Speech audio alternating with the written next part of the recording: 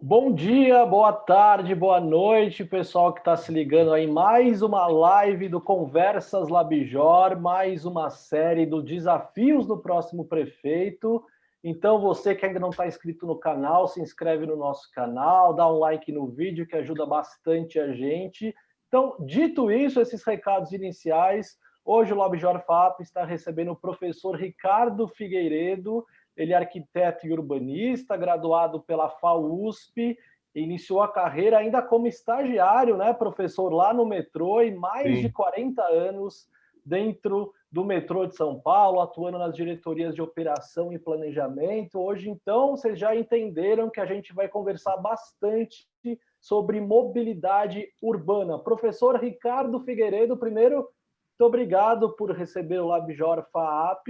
E eu queria começar essa conversa com você perguntando quais são os principais problemas da mobilidade urbana hoje e o que a gente, como cidadãos, podemos fazer para reduzir os impactos sobre a população. Olá, Diego. Eu espero que você esteja me ouvindo bem. Eu estou ouvindo você perfeitamente, ótimo. Então, os problemas de mobilidade são vários, né?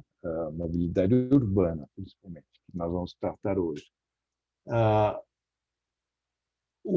Quando a gente fala em mobilidade, imediatamente a gente tem logo uma ideia de modais, veículos, e começa a pensar em alguns veículos que existem pela cidade e que a gente pode embarcar, se utilizar, enfim. E, mas eu queria inicialmente, só para provocar um pouco essa conversa, falar um pouco sobre calçadas. Quer dizer, a mobilidade individual do pedestre nas calçadas é um problema seríssimo na nossa cidade. Então, eu acho que o prefeito, ou seja quem for, que será eleito agora, domingo, deve ter um olhar inicialmente para calçadas. Quando alguém falar com ele, não, puxa, como é que está a mobilidade urbana?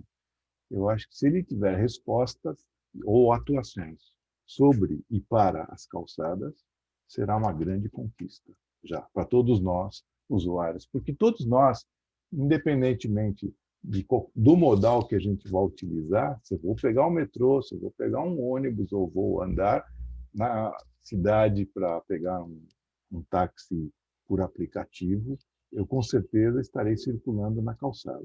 E se a qualidade dessa calçada não for boa, é o primeiro aspecto que vai me atingir como cidadão.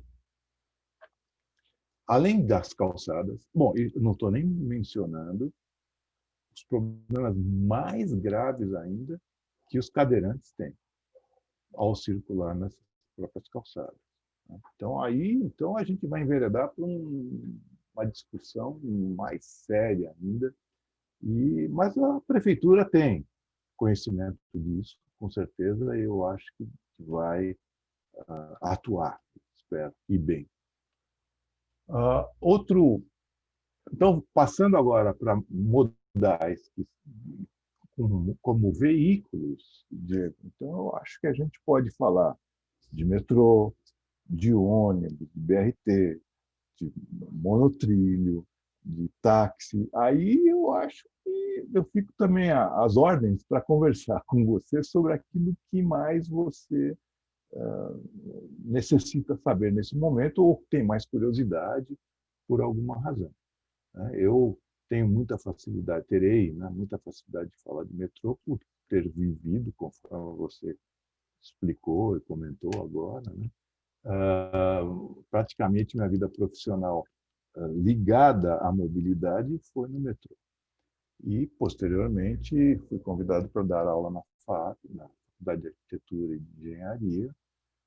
Então, também atuo nessa área, mas aí ensinando e não provendo a cidade desses recursos, ou desse recurso. Né?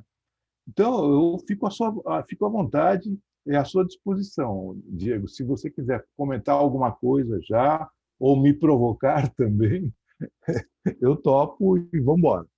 Professor, eu queria então aproveitar toda a sua expertise aí no metrô de São Paulo. Você pegou ele desde o nascimento, quando a gente não tinha nem sequer 1 quilômetro, né, de metrô ainda na cidade. Eu queria que você contasse um pouco da trajetória do metrô de São Paulo e fizesse uma avaliação, se no seu entendimento é suficiente a quilometragem que a gente tem hoje na cidade.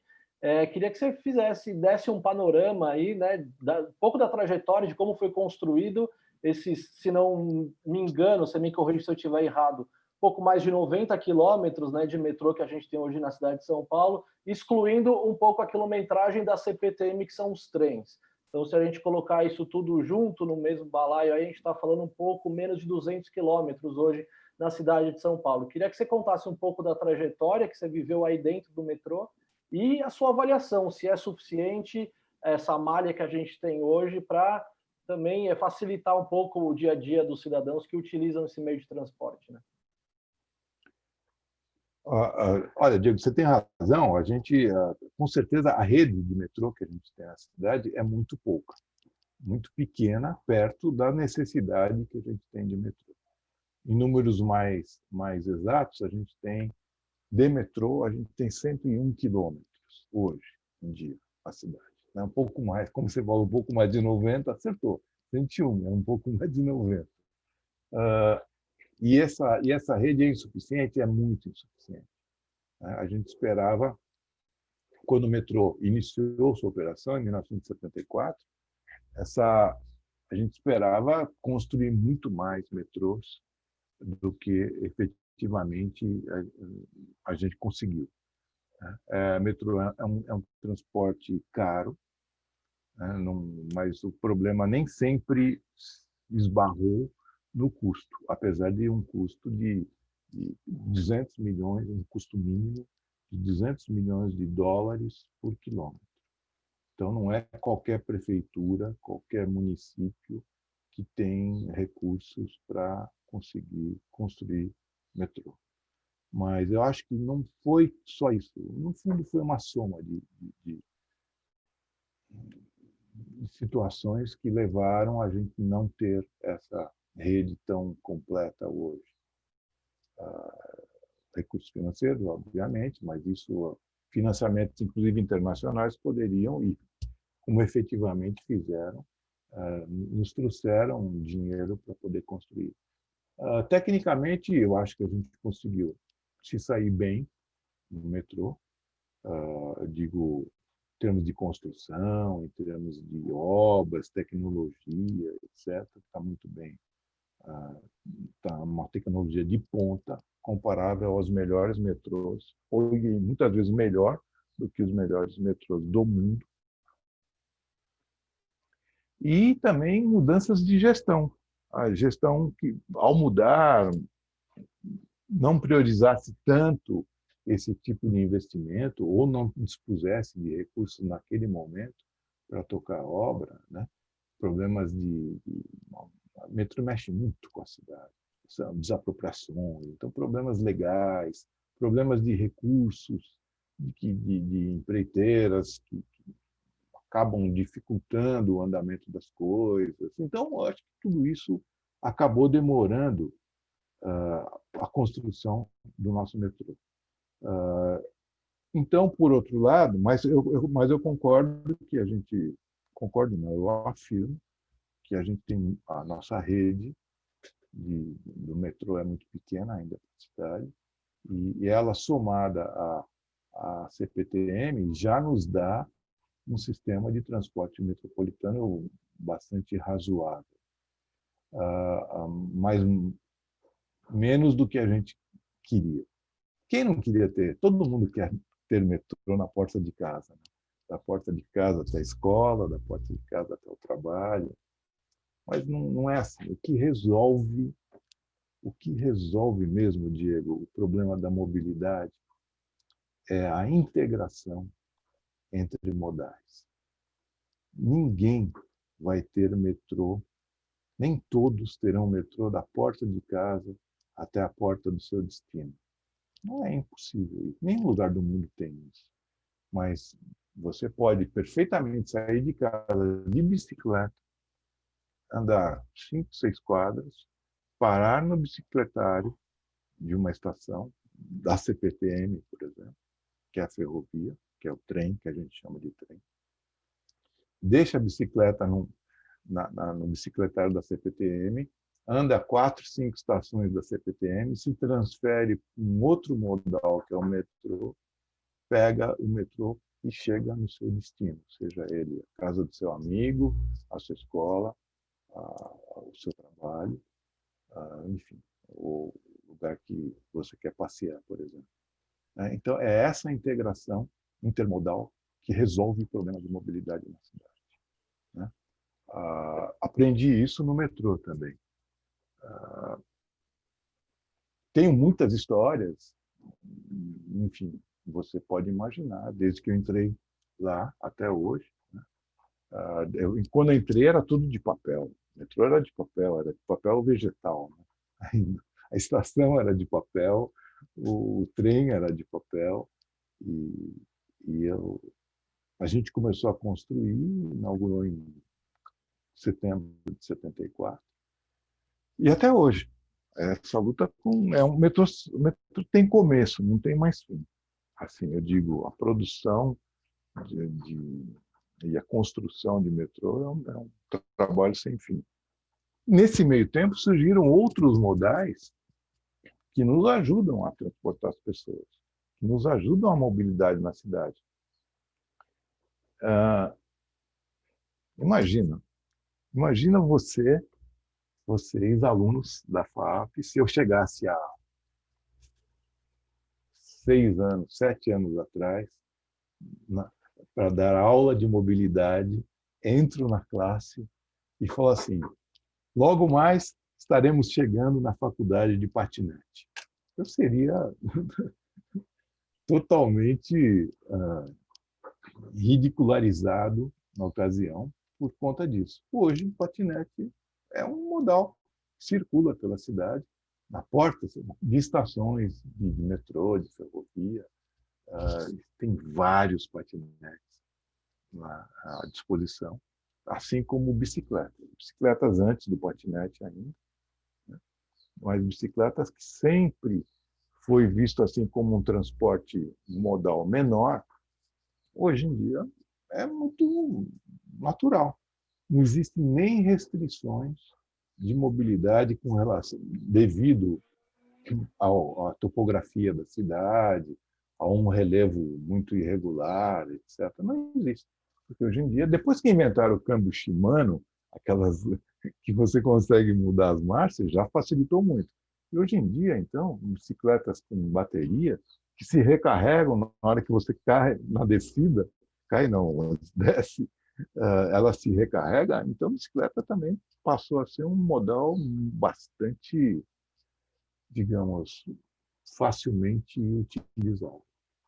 E voltando ao metrô, e completando o seu comentário, realmente a rede nossa é pequena ainda, é muito pequena.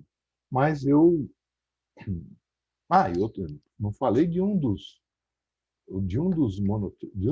modais, que é o monotrilho, que também opera, que foi feito pela companhia do metrô, que opera atualmente o primeiro na Zona Leste, temos um aqui em construção na Zona Sul, na Roberto Marinho, e que também é um outro modal que é mais barato, é mais leve que o metrô, e que vai ajudar muito a população nessa integração intermodal que a gente está pretendendo cada vez mais, né? O professor, eu queria pegar um gancho numa das suas respostas aí, que você disse que quando a gente vai começar a construir as linhas de metrô, a gente esbarra em alguns problemas como desapropriação, né? Muita gente tem estabelecimentos comerciais, ou a gente que até mora próximo vai ter que ir para um outro lugar, porque uma linha de metrô pretende fazer o seu planejamento e sua implementação naquele lugar específico. E aí eu te pergunto, a dificuldade de circulação nas cidades é também uma consequência do planejamento, do desenho urbano? Como que a gente poderia modificar isso? Com certeza, o desenho urbano vai estar em constante modificação, sempre, né?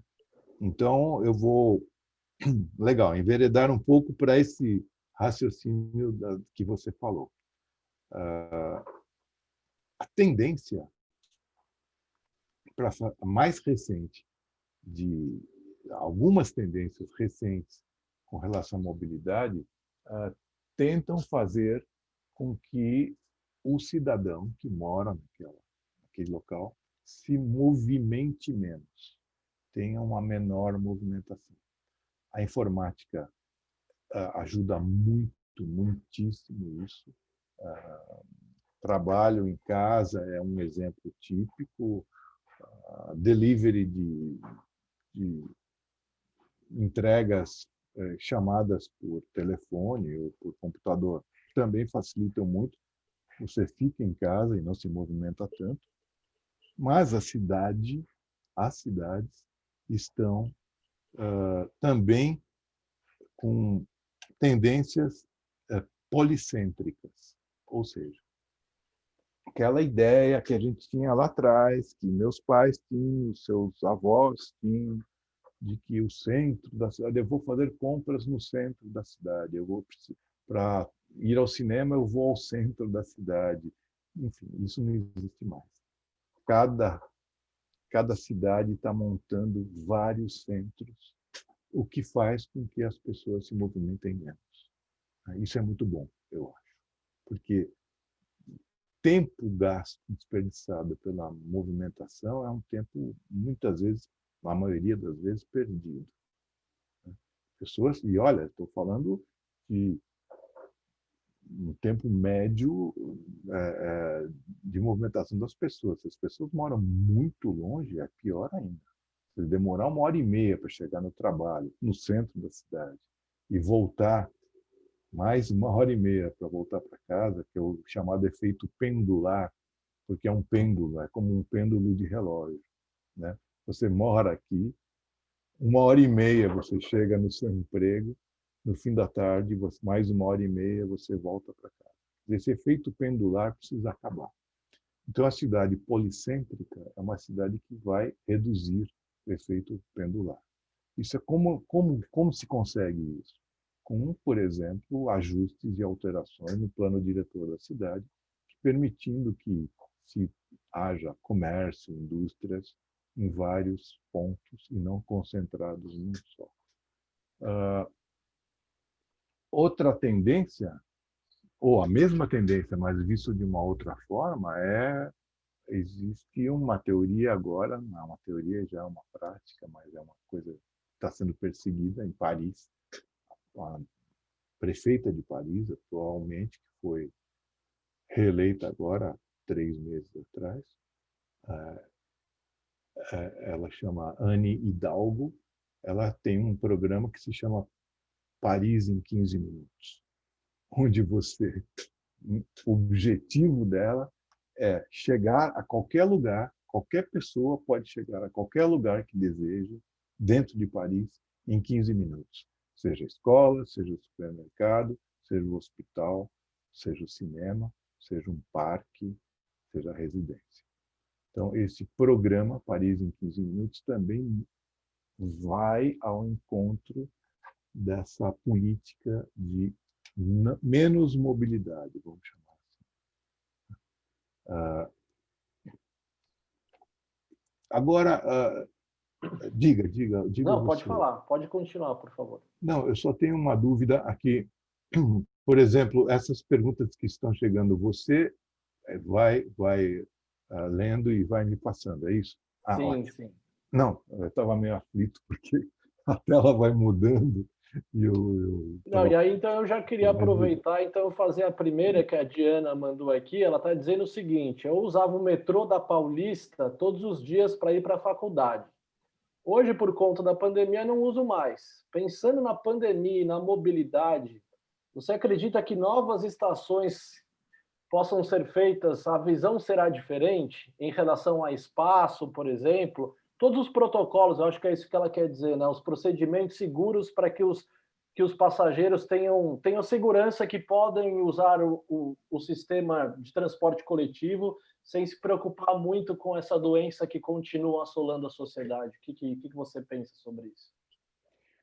Eu acho que várias coisas vão acontecer. Muitas pessoas estão evitando ou reduzindo o seu uso do transporte público, preferindo um outro modal, que pode ser a pé, bicicleta, patinete, ou o próprio automóvel particular, né?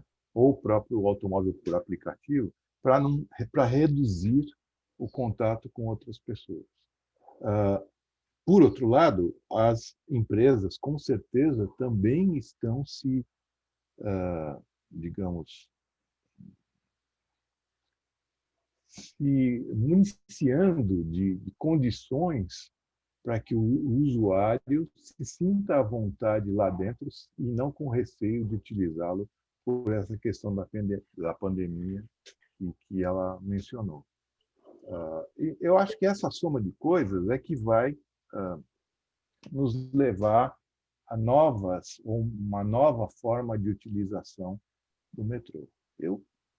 Olha, hoje mesmo, tive uma informação interessante, que algumas entregas, alguns deliveries de bicicleta, de empresas que entregam alimentos, principalmente alimentos, né? Aquelas que têm umas mochilonas nas costas, né?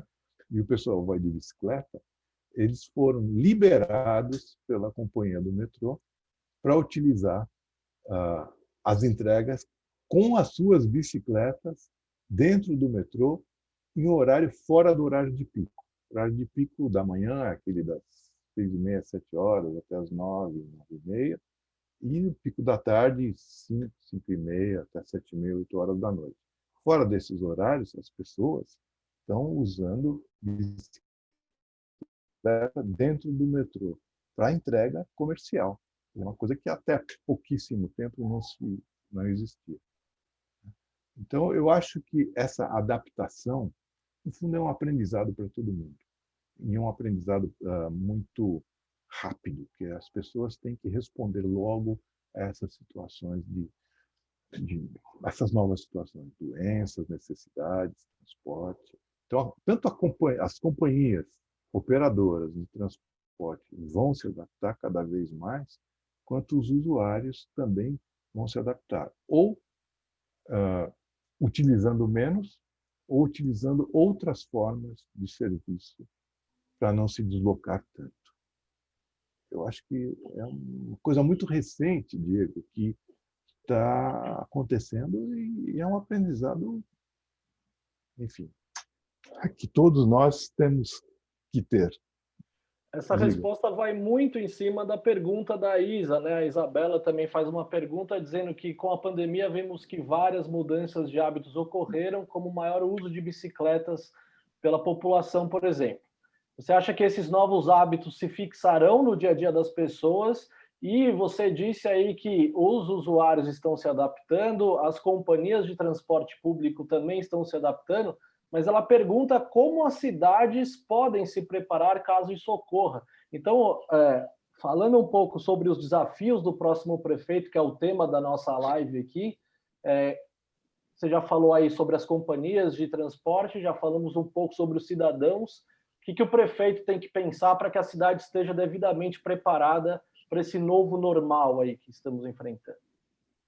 Perfeito. Olha, Isabela, se a primeira questão sua, se esses novos hábitos se fixarão, eu espero que sim.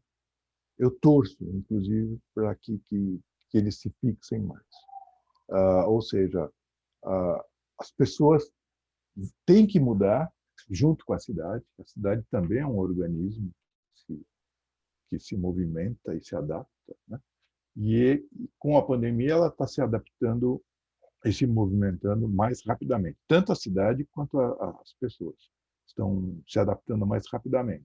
Então, eu acho que se esses novos hábitos se fixarão, acredito que sim, e torço que sim. Eu mesmo, qualquer um de nós, a própria pandemia acabou nos deixando aqui dentro de casa, e criando situações que a gente vai se adaptando.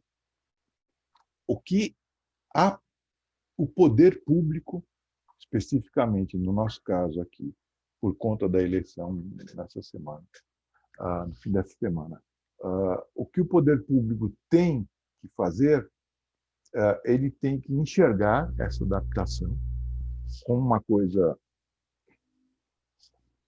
inevitável, e eu acredito que sem volta, e tem que, a partir daí, providenciar atitudes e atividades que melhorem e promovam esses novos hábitos.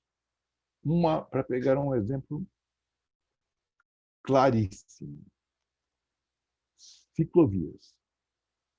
Com certeza, eu acho que o novo prefeito, ou o prefeito que vier a ser eleito agora, deve investir em ciclovias. Ciclovia uma forma de alteração do desenho urbano, que quer dizer, ela altera o desenho urbano, mas ela precisa ser muito bem projetada.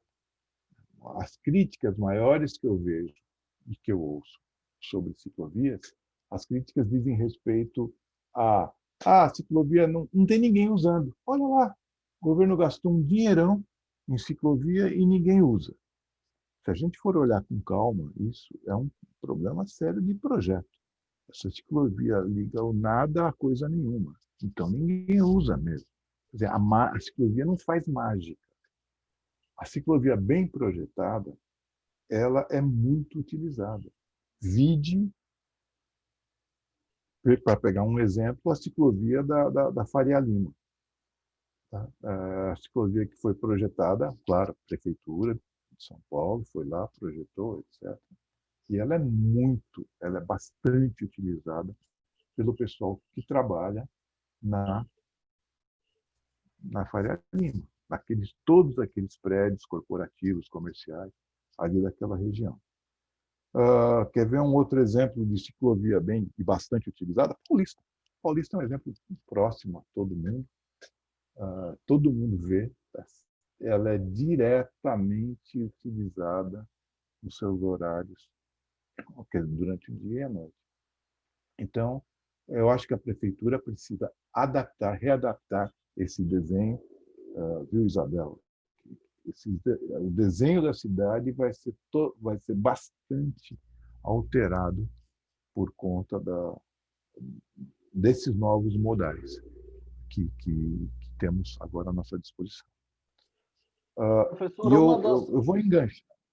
Pode falar, por Diga. favor. Eu achei que você já tivesse terminado, mas, por favor, prossiga. Não, é que eu vou enganchar essa resposta, desculpe, num comentário que faz parte muito do projeto, não da cidade, da Urbis, mas da edificação que a Urbis abriga. Projeto de edifícios, principalmente os comerciais e corporativos, eles estão, as projetistas mais atuantes agora aqui em São Paulo, estou falando de São Paulo só, né?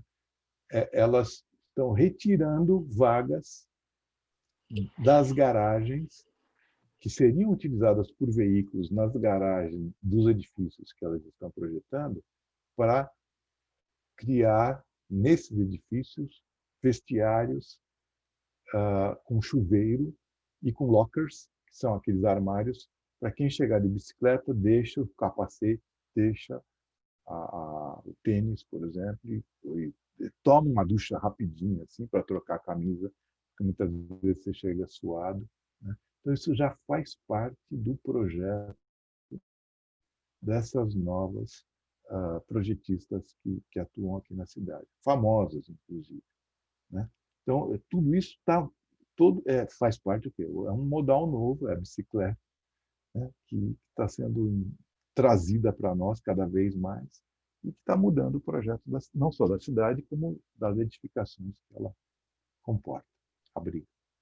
Professor, me parece que essa inserção de bicicletas e ciclovias no dia a dia, principalmente aqui do paulistano, porque a gente mora em São Paulo e a gente pode falar com mais propriedade sobre o que a gente percebe, me parece que chegou com um significativo atraso aqui, né? Se a gente olhar para cidades europeias como Amsterdã, por exemplo, o uso da bicicleta é algo bem rotineiro na vida das pessoas que moram lá há muitos e muito tempo, e ciclovias espalhadas por toda a cidade. E, se não me falha a memória, foi o Fernando Haddad que iniciou esse processo de ciclovias na cidade de São Paulo, mas ele recebeu muitas críticas por ter desenvolvido a maioria das ciclovias em áreas nobres da cidade. Então, assim, pessoal que utiliza muito a Avenida Paulista, Faria Lima, como você deu exemplo, e aí me fica a pergunta, né? E o pessoal que mora em áreas mais periféricas, como é que fica nesse sentido? Que me parece uma política que prioriza unicamente uma parcela da população e está esquecendo a outra, né? Como que a gente resolve isso? Eu acho que, mesmo antes do Fernando Haddad, em outras gestões já havia um início, um esboço a criação de ciclovias na cidade. Para pegar um exemplo que me é muito familiar, o metrô o metrô tem uma ciclovia ao longo da Radial Leste, né, que vai da estação Tatuapé até a estação Itaquera, né, quer dizer, zona leste mesmo, longe pra caramba, né, uma ciclovia bastante longa, e antes da Paulista e antes da Faria Lima, né? A ciclovia na Marginal Pinheiros, ao longo do rio Pinheiros, também ela é anterior à ciclovia da Paulista. Então, eu acho que, aparentemente, você tem razão, os exemplos mais evidentes nossos são nesses centros aglomerados onde mais pessoas circulam para trabalhar. É porque, realmente, nessas áreas que eu mencionei, Faria Lima e Paulista são as áreas que concentram um grande número de escritórios. Agora, eu repito, a ciclovia precisa ser bastante construída na periferia, e o melhor projeto para elas é quando elas se encontram com um novo modal de transporte. Porque ninguém virá da Penha ou de Itaquera de bicicleta para trabalhar no centro. E ninguém que trabalhe ou que more no Morumbi vá trabalhar sei lá, em Santana de bicicleta. Mas ele pode utilizar a bicicleta para chegar numa estação de metrô ou chegar numa estação de BRT, que eu espero que cada vez seja mais estimulado. Para quem não... Acho que BRT já é um modal bastante conhecido, né? Mas aquele corredor de ônibus com características de projeto mais, digamos, requintadas, que é o Bus Rapid Transit, né? Que é a sigla do BRT. Então, a integração com o metrô, com o BRT, com o monotrilho, etc., que vai promover as ciclovias em regiões mais distantes. O último exemplo que eu dou, e que ilustra e que vai ao encontro do seu comentário, que é correto, ou do comentário que foi feito, que é correto, por exemplo, todas as estações do monotrilho que está sendo construído, as da Zona Leste, que já estão em operação, que vão para pontos bem distantes da Zona Leste. E as da Zona Sul também, aqui, que estão sendo construídas, todas, não só as estações, todo o trajeto do monotrilho, todo o traçado já é projetado com ciclovias na sua parte inferior, no nível da rua. Então, eu acho que o que vai resolver o problema, não resolver, mas o que vai ajudar muito o problema da mobilidade é a integração modal, intermodal. Seja de bicicleta, seja de skate, seja do que for. Não, legal a sua resposta, porque vai de encontro exatamente na pergunta da professora Luciana, né? Ela está te perguntando se você acha que os candidatos a prefeito de São Paulo têm um plano de mobilidade que leve em conta esse sistema intermodal que você está propondo, que deveria ser o que todos os prefeitos deveriam pensar, né? E o tema da mobilidade, se ele tem sido devidamente discutido nesta campanha municipal. Eu não sei se eles têm sido devidamente discutidos, porque as prioridades são tantas aqui na cidade e são tão emergentes e urgentes que os prefeitos eles acabam, os seus programas de governo acabam mais voltados às questões de saúde, educação, moradia, segurança pública, emprego, que é o que move imediatamente a cidade. E, muitas vezes, eles falam menos ou investem menos nos seus discursos na questão do transporte público. Ou falam um pouco assim, não, vamos priorizar o transporte público, que tem que ser mais barato, que tem que atingir regiões mais distantes da periferia, mas isso não, digamos, não é, eu pelo menos não vi, pode ser que tenha acontecido nos programas, pelo menos, mas nos que eu vi, a programação que eu vi dos candidatos, o transporte público é falado assim como uma das necessidades, mas não é um investimento maciço. O investimento maciço que a gente ouve mais é emprego, educação, segurança pública e saúde. Saúde, principalmente, ainda mais agora nessa situação de pandemia. Mas eu acho que o homem público, o dirigente público, tem que investir muito em mobilidade, porque senão nada disso. Quer dizer, como é que eu chego no hospital? Eu posso ter um hospital, um belo hospital, um ótimo hospital, mas se eu não tiver condições de acesso a ele, eu ficarei, digamos, impossibilitado de utilizar isso. E nem estou falando também para provocar, hein, Diego? Nem estou falando de uma coisa que aqui em São Paulo não ouvi ainda, mas acho que fatalmente teremos, que é um sistema que começou com uma utilização muito forte em Medellín, onde a prefeitura de Medellín, alguns anos atrás, já investiu muito, que é atuando principalmente em regiões mais pobres, de favelas, que é o que se chama de urbanismo social.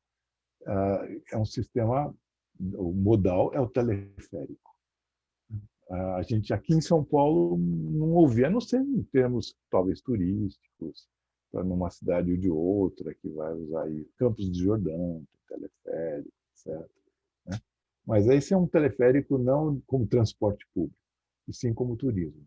Teleférico como transporte público, logo, logo estará na pauta dos homens públicos aqui. Quem sabe esse próximo prefeito acabe investindo num sistema desse, num modal desse, em comunidades grandes como Paraisópolis, Heliópolis e outras tantas que a gente tem por aí, com acesso difícil.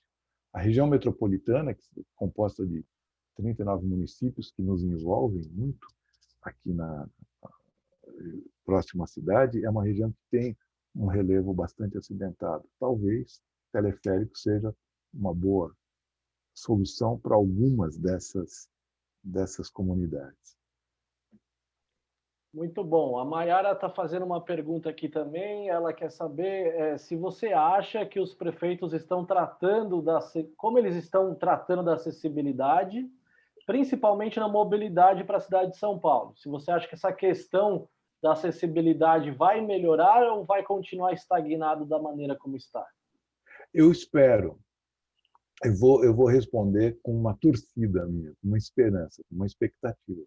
Eu espero que a acessibilidade seja mais cuidada pelo prefeito que vem aí, pelo nosso novo prefeito.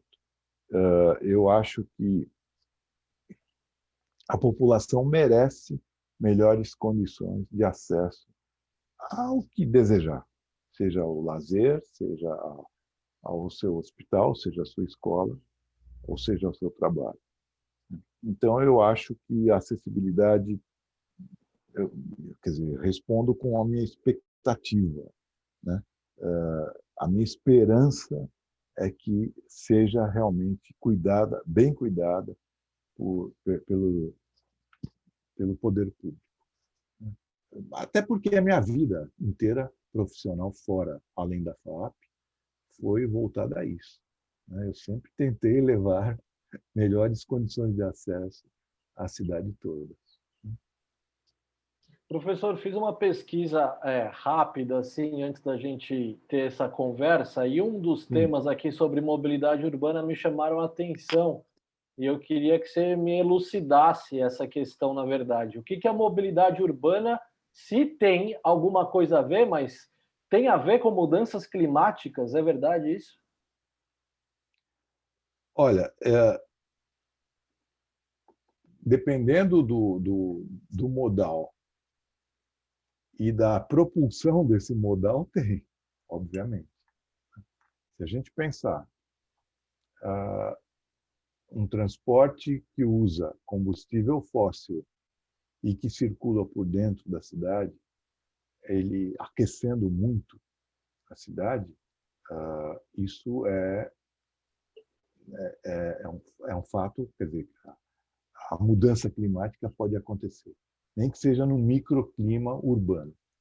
Eu vou pegar um exemplo para ficar bem claro e que eu acho que ilustra ou acompanha essa resposta. Você sabe que os caminhões grandes são proibidos de circular, todo mundo sabe, por dentro da cidade num determinado horário. Né? Durante o horário comercial, durante o dia, só pode circular pela cidade VUCs, que são aqueles veículos urbanos de carga. Né? São aqueles caminhões pequenininhos, aqueles baús pequenos. Mas, após 9h pouco da noite, essa circulação é liberada.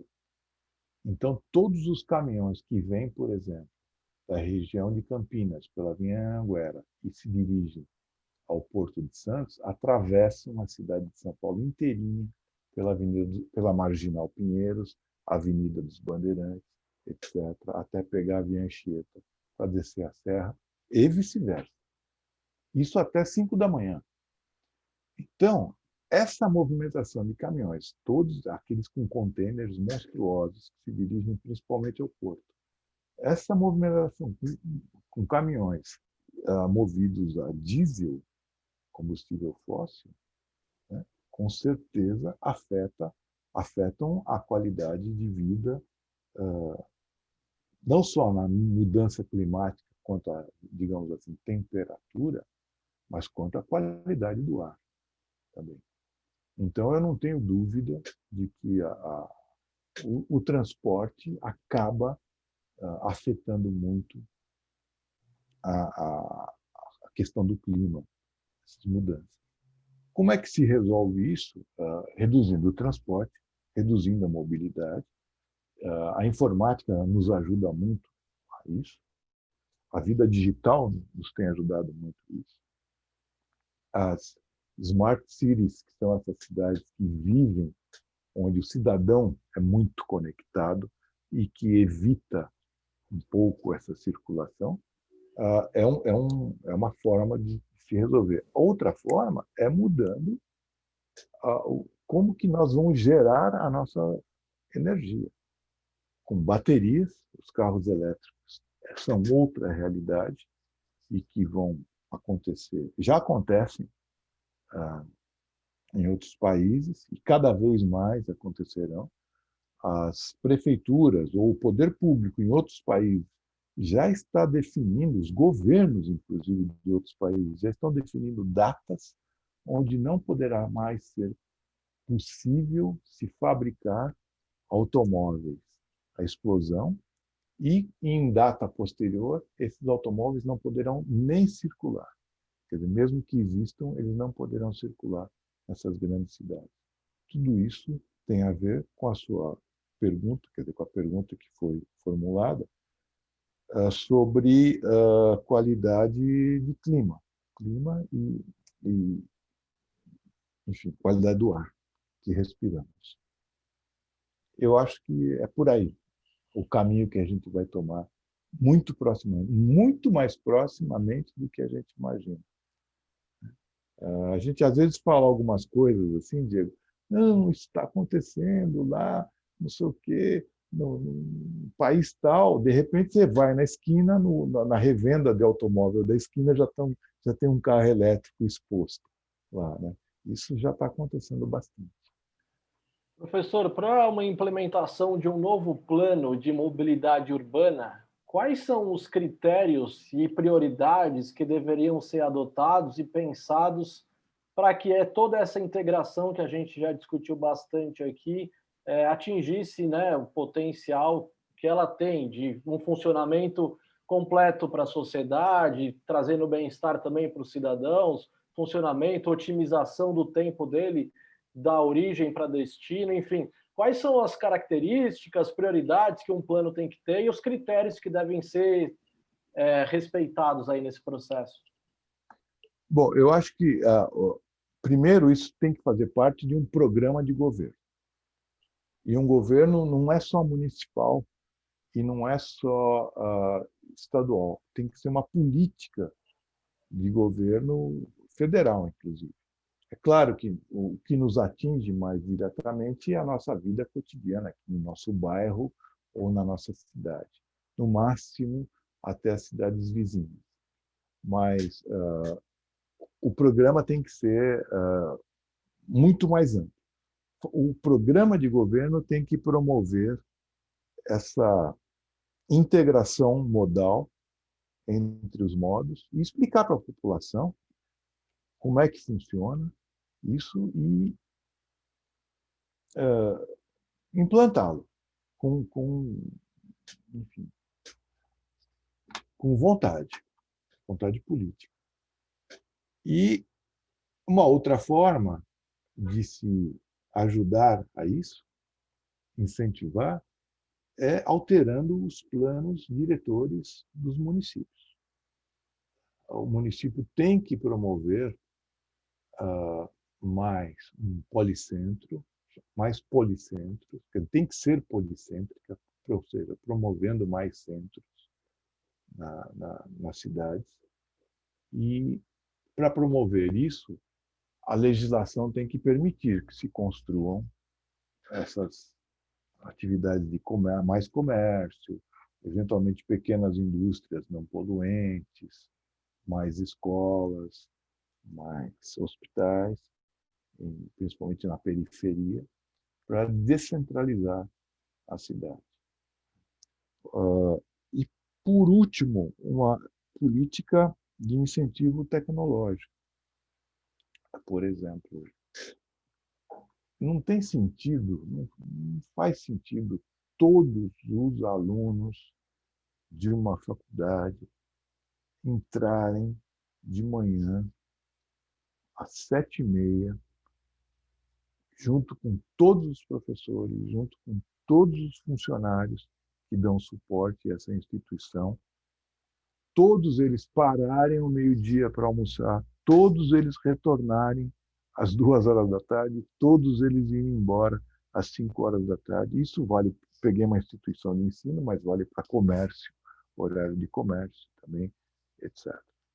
Eu acho que a informática vai nos ajudar muito a termos ensino à distância, telemedicina e outros tantos recursos que utilizamos diariamente e que vão ajudar também a, a que a mobilidade mude. E a próxima pesquisa Origem e Destino, que é um instrumento técnico mais conceituado que temos para se obter a quantificação dessa mobilidade, vai nos dizer quanto mudamos no futuro, proximamente. Acredito que teremos grandes surpresas nessas mudanças. E espero que mude mesmo. Que, no fundo, esse é o legado que a gente vai ter dessa pandemia. A pandemia não pode ter trazido só doenças e problemas para nós. Espero que ela traga alguns benefícios, pelo menos, para que a gente se saia melhor no futuro. Bom, acho que não tinha outra forma melhor de finalizar essa entrevista, professor. Então, eu queria te agradecer imensamente o seu tempo disponível aí com a gente. Muito obrigado pela sua participação. Aproveito aqui já para agradecer a todo mundo que participou, enviando as perguntas, e a todos os outros professores também que estiveram aqui com a gente nesta série do LabJOR FAAP. Estava convidando aos professores a, pelo menos, ajudar um pouco os nossos próximos governantes, né? Nossos próximos prefeitos aí, dizendo um pouco quais são esses desafios que eles terão à frente no próximo mandato. Então, fica aqui meu agradecimento ao professor Ricardo Figueiredo, que você não vai mais encontrar ele no metrô, porque já parou, né, professor? Agora só lá na FAAP. Só na FAAP. Agradeço imensamente você, sua participação. Valeu a galera que esteve aí junto com a gente. Valeu todo mundo. E não se esqueçam de se inscrever no canal, dar o like no canal, ativa as notificações do LabJOR FAAP, sempre com conteúdo muito relevante e muito interessante. Valeu, gente. Valeu, professor Ricardo. Um grande abraço. Até a próxima. Obrigado a vocês também.